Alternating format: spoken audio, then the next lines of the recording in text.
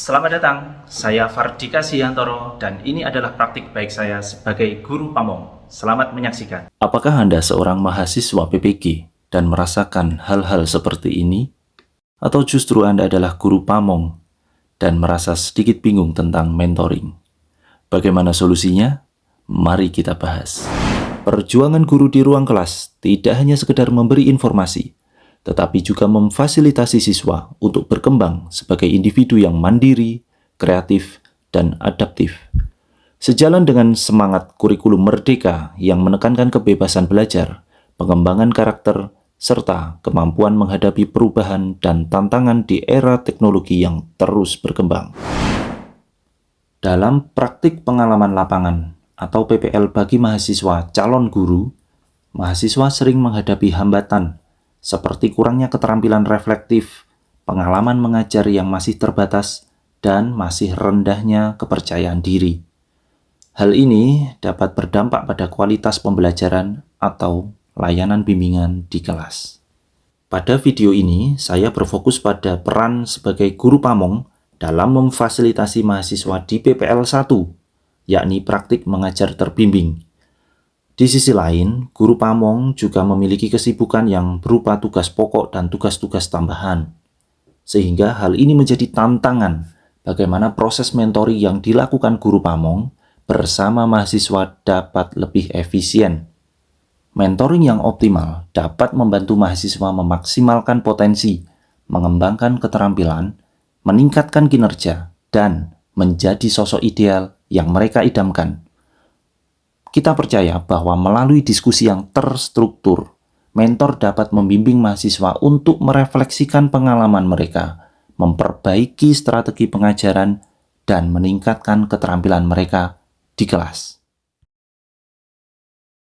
Di sini, saya akan bercerita mengenai praktik baik yang saya lakukan di SMP Negeri 16 Malang dalam rangka membuat metode mentoring menjadi lebih terstruktur, efektif, dan efisien.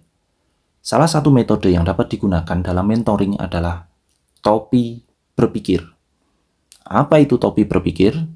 Nah, metode ini dikembangkan untuk membantu memisahkan cara berpikir menjadi beberapa kategori yang berbeda. Dengan menggunakan metode topi berpikir, kita dapat meminimalkan kebingungan dalam diskusi dan memberikan struktur yang jelas pada proses refleksi. Mahasiswa dapat berpikir dari berbagai perspektif, mulai dari fakta hingga ide kreatif.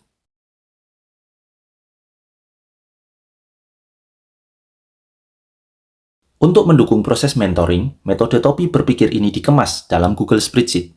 Mengapa harus Google Spreadsheet?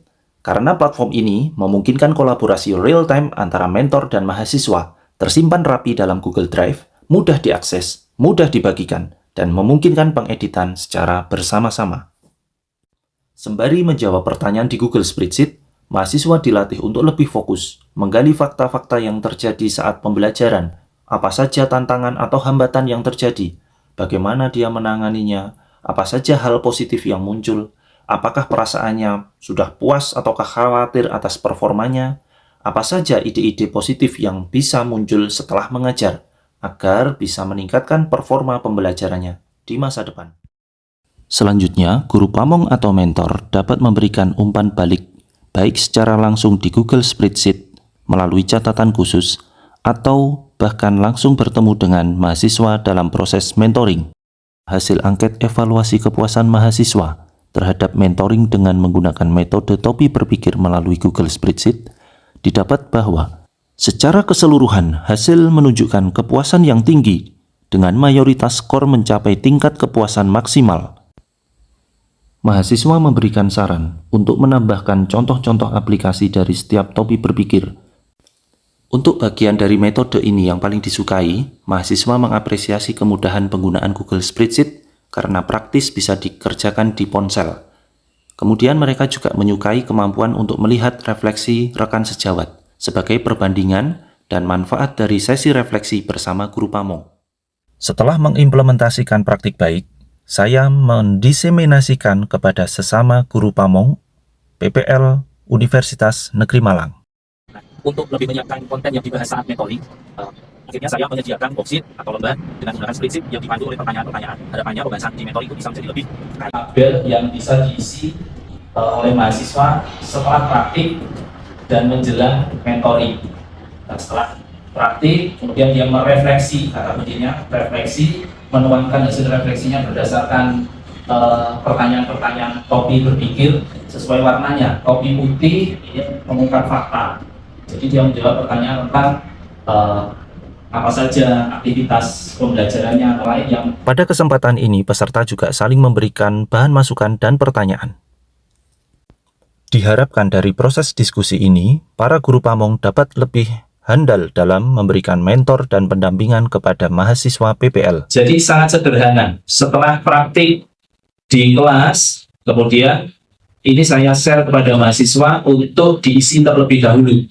Nah, proses refleksi terjadi saat mereka mengisi topi berpikir ini. Baru kemudian setelah ini terisi, saya bisa memantau huruf per huruf ketika mereka saat itulah proses mentoring secara tatap muka. Jadi catatannya ini tidak menggantikan proses tatap muka mentoring itu. Memang ini sisi high-tech-nya, tetapi tetap memerlukan high touch, ya, sentuhan pribadi dari kita, mementori dengan kontak mata, dengan perhatian, seperti itu. Demikianlah penerapan metode topi berpikir melalui Google Spreadsheet untuk mengoptimalkan mentoring. Semoga praktik sederhana ini bermanfaat bagi kita semua untuk membangun kebiasaan baik merefleksi pengalaman-pengalaman kita. Ingat, tidak semua pengalaman menghasilkan pembelajaran yang berharga. Hanya pengalaman yang direfleksi dapat menghasilkan makna dan pembelajaran untuk masa depan. Mari merefleksi.